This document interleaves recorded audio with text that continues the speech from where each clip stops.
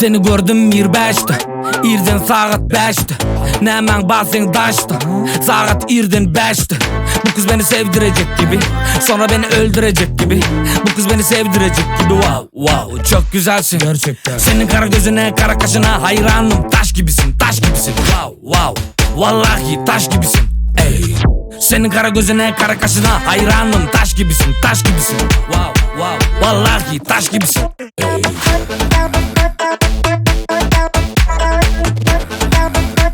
Vallahi taş gibisin, ey.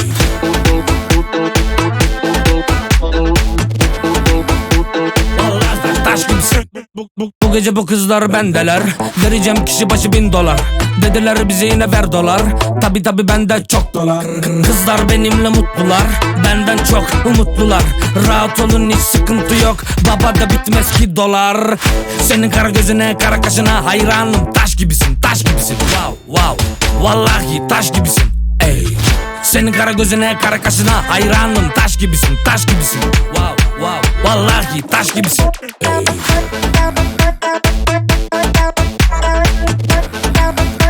Vallahi taş gibisin, ey.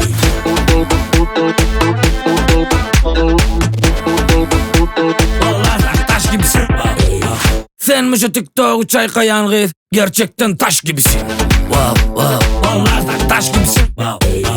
Sen şu TikTok'u çaykayan kız, vallahi taş gibisin. Vallahi taş gibisin, wow wow.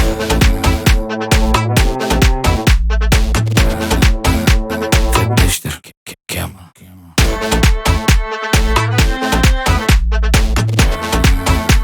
Vallahi taş gibisin.